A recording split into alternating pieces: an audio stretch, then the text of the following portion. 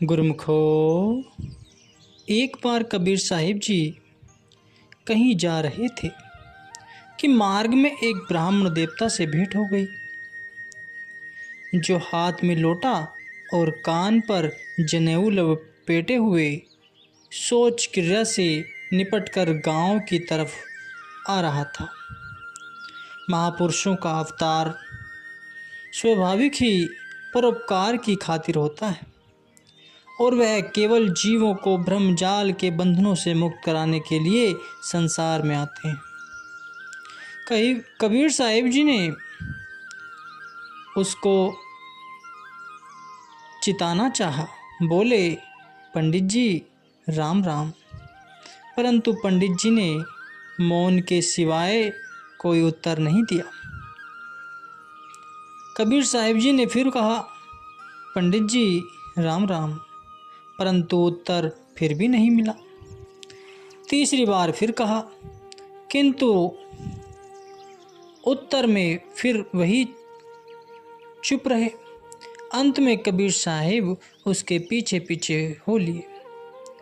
ब्राह्मण ने कुएं पर पहुंचकर पानी से हाथ पैर साफ किए, लोटा मांझा, स्नान किया और धोती आदि बदल कर जब चलने लगा तो कबीर साहिब जी ने सामने से होकर फिर वही प्रश्न किया कि पंडित जी राम राम। तो ब्राह्मण ने कहा, राम राम। कबीर जी राम राम। कबीर साहिब जी, जब मैंने पहले आपसे राम राम कहा तो आप क्यों नहीं बोले?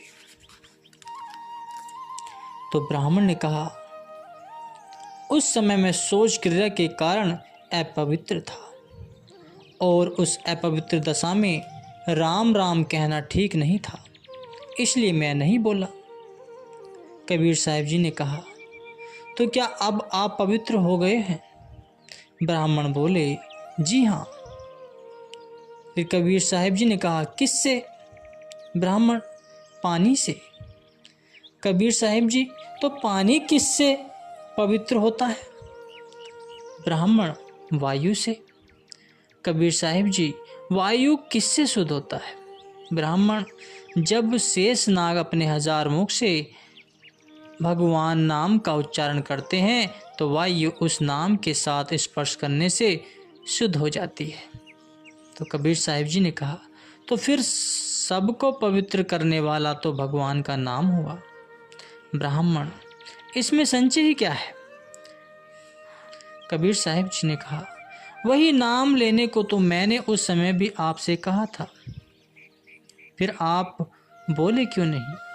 कबीर साहिब जी के इन साधारण वचनों से ब्राह्मण देवता की आंखें खुल गईं, चरणों पर गिर पड़ा और आगे के लिए सबके दरबार में और रहकर रूहानी सत्संग से लाभ उठाने लगा। इसलिए नाम ही जीव का असली कल्याणकारक है।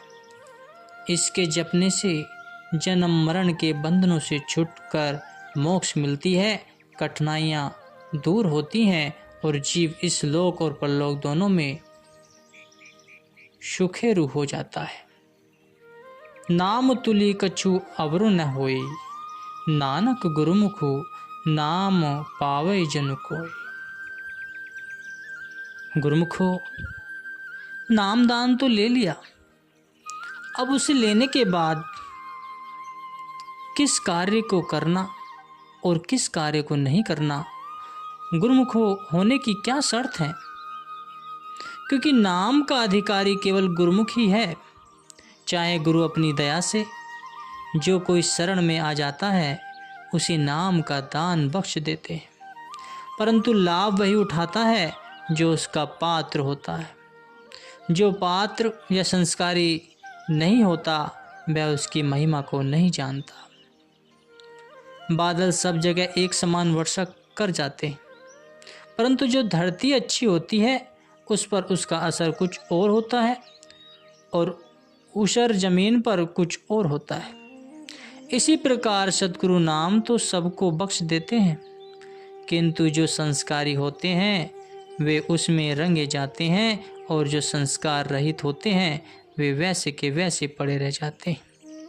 और यह बात प्रत्यक्ष देखने में आती है कि संतों के दरबार में 2 सेवक आते हैं, उनमें तो अपना सब कुछ बना लेते और एक के पल्ले कुछ भी नहीं पड़ता। कारण यह है कि जिस प्रकार शेरनी का दूध सोने के बर्तन के सिवाय नहीं ठहरता, ऐसे ही नाम भी गुरुमुख के हृदय के सिवाय नहीं ठहरता। गुरु की तरह से कोई कसर नहीं होती। वे तो दानी होते हैं और इसी दान करने के लिए संसार में पधारे। यदि कुछ देर होती है तो वह सेवक की ओर से होती है, क्योंकि वह अभी पात्र नहीं होता। और हकीकत यह है कि नाम का पात्र बनना ही नाम तक पहुंच पा लेना है। आगे मंजिल ही खत्म है।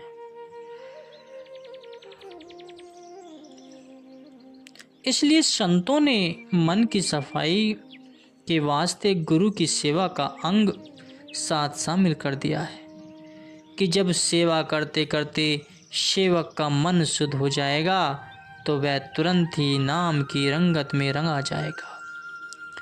क्योंकि जैसे मैले कपड़ों के ऊपर भली प्रकार रंग नहीं चढ़ता, ऐसे ही मैले मन पर भी नाम का रंग नहीं चढ़ सकता।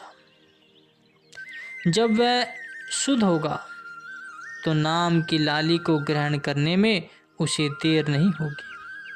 यही तात्पर्य गुरुमुक्ता अथवा गुरुमति को धारण करने का है। गुरु से ज्ञान जो लीजिए, शीश दिए दीजिए दान, बहु तक भेटो वह गए राख जीव अभिमान। कबीर साहिब जी ने कहा है कि नाम का हक उत्तम अधिकारी को है, दूसरे को नहीं है। यह ठीक है, लेकिन सवाल यह है कि मनुष्य उत्तम अधिकारी बनेगा कहाँ और उसे बनाएगा कौन? उसके लिए भी तो आखिर उसे कुछ हाथ पैर हिलाने की जरूरत होगी, या यूं ही बैठ कर अधिकारी बन जाएगा। मान लिया कि सुनार के यहाँ जितनी कदर खालिस सोने की है उतनी खोटे की नहीं है, परंतु खोटे सोने को वह फेंक तो नहीं देता। उसका खोट भी तो आखिर सुनार की भट्टी पर ही दूर होता है। यह सत्य है कि नाम की कदर जितनी उत्तम अधिकारी को होगी उतनी मध्यम के पास नहीं हो सकती। किंतु माध्यम भी जो गुरु के सत्संग से ही उत्तम का दर्जा प्राप्त करेगा। यहाँ तक ही तो मनुष्य का सारा यत्न होता है कि वह नाम का परखू बने। जब परख पड़ गई तो बाकी उसे करने ही क्या है। जो लोग इस ख्याल से संतों के सत्संग में नहीं जाते कि जब तक मन शुद्ध न हो सत्संग का कोई लाभ नहीं है, और यही उपदेश दूसरों को भी करते हैं कि वे गलती पर हैं, उनसे यदि पूछा जाए कि भाई तुम जो सत्संग में इस ख्याल से नहीं जाते कि तुम्हारा मन साफ नहीं है, तो क्या सत्संग से दूर रहकर तुम मन को साफ कर रहे हो? यह उनकी परम भूल है, क्योंकि मन की सफाई के लिए ही तो सत्संग है। इसके सिवाय सत्संग का और प्रयोजन ही क्या है। इसलिए जो लोग संतों के मार्ग में काम कर रहे हैं उनको इन बातों का ख्याल रखना आवश्यक है, क्योंकि जो एक बार मार्ग पर चल पड़े हैं वे उठते बैठते एक दिन मंजिल पर जा ही पहुंचेंगे, और जो चले ही नहीं हैं, खाली बातें बनाना सीखे हैं, उन्होंने पहुंचना ही क्या है। चलते मार्ग जो गिरे तासिर नाही दोष, कहे कबीर बैठा रहे तासिर कड़ के कोस। इसलिए उठो चलो और तबीयत में हर वक्त चलते रहने की आदत डालो। आलसी जीवों की मत सुनो। वे आप तो आलसी हैं और तुमको भी आलसी बनाना चाहते हैं। बुद्धिमानों का कथन है कि बैठे हुए शेर से चलता फिरता गीदड़ लाभ में रहता है।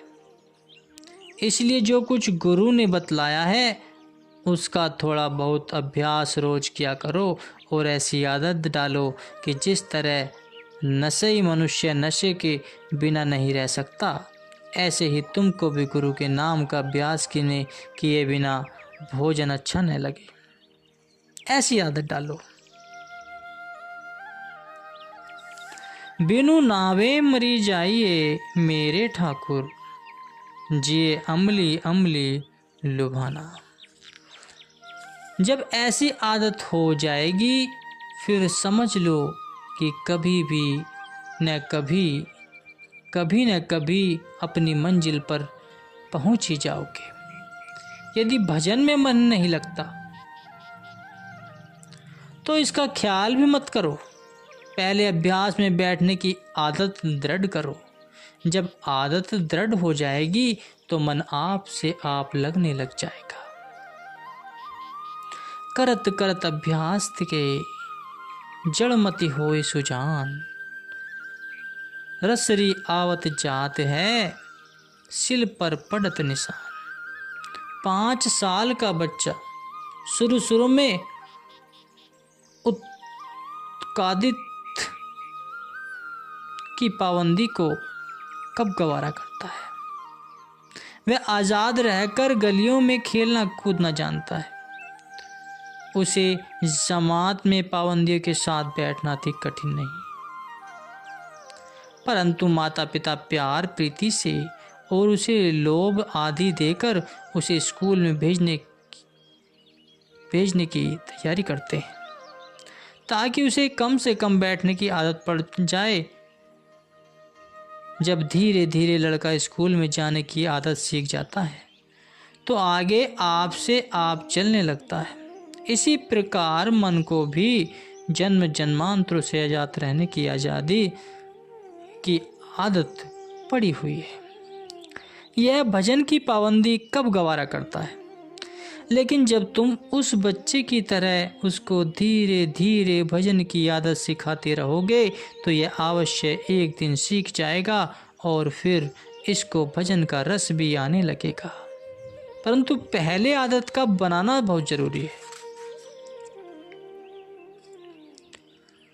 कबीर साहिब जी कहते हैं कि कबीर यह मन लालची, समझे नहीं गवार, भजन करन को आलसी, खाने को होशियार।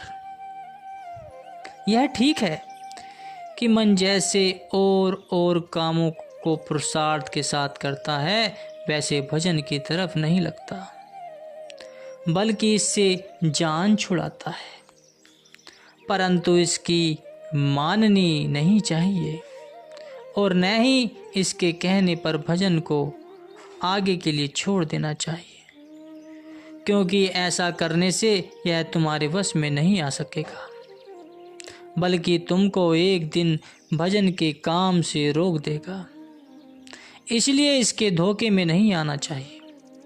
सांसारिक कामों में चाहे देर हो जाए, परंतु भजन के काम में देर बिल्कुल नहीं करनी चाहिए। नाम के अभ्यास के लिए कोई खास समय निश्चित नहीं है। इसको हर घड़ी और हर समय पर किया जा सकता है, दिन हो या रात, प्रातःकाल हो या सायंकाल, घर हो या बाहर। इसको हर समय और हर जगह पर करने की खुली आज्ञा है।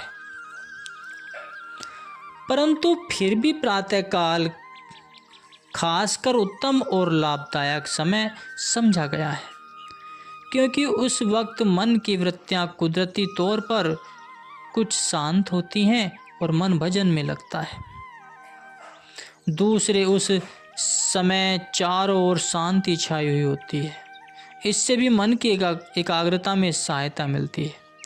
इन दोनों बातों का ख्याल रखना अभ्यासी के लिए जरूरी है। कई सज्जनों का ख्याल होता है कि जब शरीर किसी कारण से अपवित्र हो नाम नहीं जपना चाहिए, परंतु ये उसकी भूल है, क्योंकि नाम ही तो हमारा लेख परलोक का साथी है, सच्चा मित्र है, सच्चा सखा है, पवित्र, पावन और कल्याणदाता है। फिर ऐसे मित्र को किसी समय क्यों अलग किया जाए? उसे तो हर घड़ी अपने साथ रखने की जरूरत है। नामु जाति नामु मेरी पति है, नामु मेरे परिवार, नामु सखाई सदा मेरे संगी, हरि नाम मोह कही निस्तार। और दूसरी बात यह है कि संभव उस अपवित्र दशा में ही शरीर छूट जाए, और जिस अंतिम समय के लिए नाम का सुमिरन अति आवश्यक है, वह अनमोल समय हम शुद्ध अशुद्ध के भ्रम में रहकर हाथ से खो बैठे। यह ख्याल गलत है। नाम पतित पावन है, वह पापियों को भी पवित्र करने वाला है। उस पतित पावन वस्तु को दूर करके हम पवित्र किससे हो सकते हैं? क्योंकि नाम के बिना तो शरीर से लेकर सारी वस्तुएं झूठी हैं। तो गुरुमुखो, नाम लेते ही अपवित्र भी पवित्र हो जाते हैं। इसमें कोई भेदभाव नहीं है, ना ही इसमें कोई भेदभाव करना चाहिए। उस परमात्मा का नाम लेने में कोई सकुचाई नहीं करनी चाहिए। किसी भी वक्त जिस टाइम भी मौका मिलता है, नाम सुमिरन करने में समय बिताते रहिए और परमात्मा को याद करते रहिए।